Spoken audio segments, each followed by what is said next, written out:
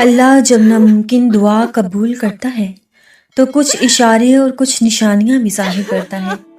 اکثر لوگ اپنی من چاہی چیزوں کے لیے اللہ سے بار بار دعائیں کرتے ہیں، تہجد ادا کرتے ہیں، اللہ کا ذکر اور اذکار بھی کرتے ہیں، لیکن وہ کہتے ہیں کہ ہماری دعائیں قبول نہیں ہوتی۔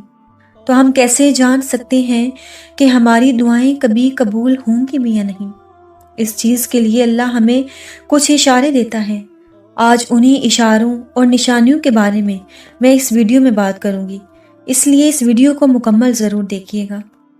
اگر تمہارے دل میں ناممکن دعا کا خیال بار بار آ رہا ہے اور وہ تمہیں بے چین اور اداس کر دیتا ہے کہ اللہ میری دعاؤں کو سنتا ہی نہیں، اللہ پاک میری دعائیں قبول ہی نہیں کرتا، تو جان لو کہ اللہ تعالیٰ قرآن پاک میں کیا فرماتا ہے کہ دلوں کے حال تو تم سے زیادہ اللہ جانتا ہے۔ تمہارے خاموش سجدے اور تمہاری ان کہی باتیں خدا ان سب سے واقف ہے، اور وہ اللہ کے ہاں ایک خاص مقام رکھتی ہیں۔ سنو، جس چیز کی تم تمنا کرتے ہو اور جب اس کے لیے دعا کرتے ہو نا، تو جب اس کی دعا کی قبولیت کا خیال تمہارے ذہن میں آتا ہے تو رب تو وہیں پہ ہی تمہاری دعائیں قبول کر لیتا ہے۔ یہ ممکن اور ناممکن تو صرف تمہارے لیے ہو سکتا ہے، رب کے لیے تو کچھ بھی ناممکن نہیں۔ میرے رب کے کہنے پر 6 دن کے اندر یہ کائنات بنا دی گئی۔ اس رب کے کہنے پر کیا تمہاری دعائیں قبول نہیں ہوں گی؟ کیا اس رب کے ایک کن پر تمہاری دعائیں قبول نہیں ہوں گی؟ بے شک وہ دعائیں قبول کرنے والا ہے۔ میرا رب کہتا ہے کہ میں تو تمہاری شہرگ سے بھی زیادہ قریب ہوں، سب کچھ سن بھی رہا ہوں اور دیکھ بھی رہا ہوں۔ تو پھر تم کیوں اپنے رب سے نا امید ہوتے ہو؟ کیوں مایوس ہوتے ہو ذات سے؟ کبھی کبھار ایسا بھی ہوتا ہے کہ جب ہم جائے نماز پر اللہ تعالیٰ سے مانگنے کے لیے بیٹھتے ہیں تو آنکھوں سے آنسو نکل پاتے ہیں، اور نہ ہی زبان سے کوئی لفظ اور نہ ہی دعا لفظوں کی شکل میں کہی جاتی ہے، بس عجیب سی کیفیت ہوتی ہے۔ اس وقت دل تو تب بھی چیخ چیخ کر کہہ رہا ہوتا ہے کہ یا اللہ، اب ہمیں آپ کے کن کی ضرورت ہے، لیکن لب اس درد کو بیان کرنے سے قاصر ہوتے ہیں، اور پتہ ہے اس لمحے تمہاری اللہ سے نہیں، تمہارے دل کی اللہ سے گفتگو ہوتی ہے۔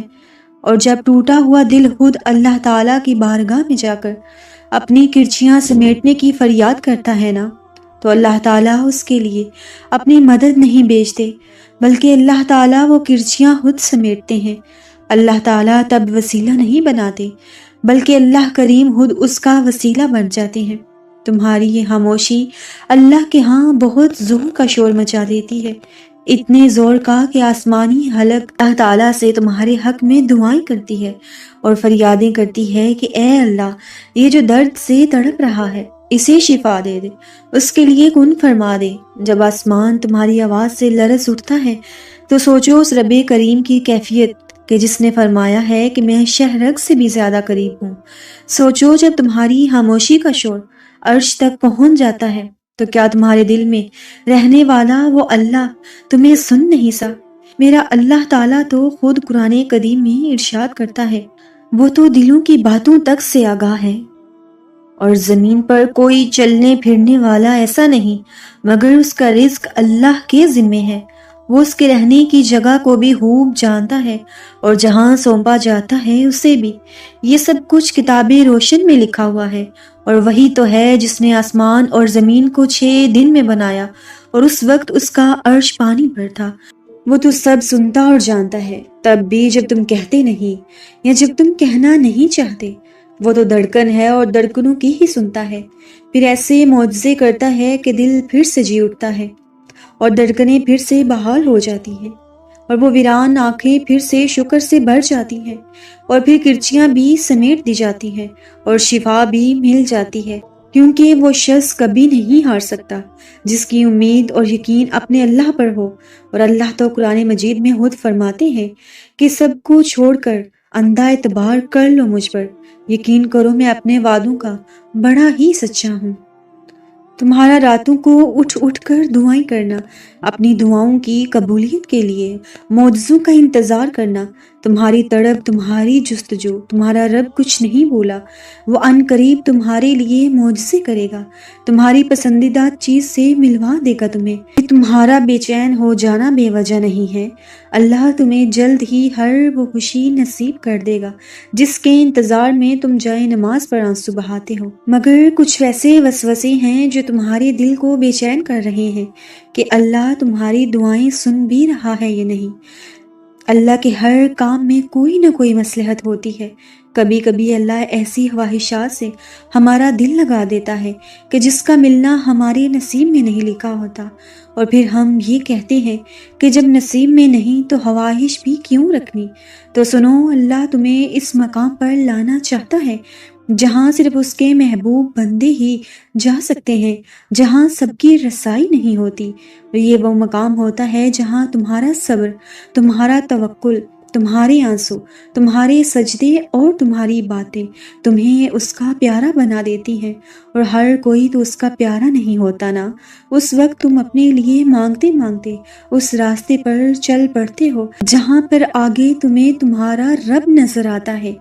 میرا رب تو قرآن پاک میں خود ارشاد کرتا ہے کہ ہم دیکھ رہے ہیں کہ تمہارا بار بار آسمان کی طرف منہ کرنا اور اداس ہو جانا۔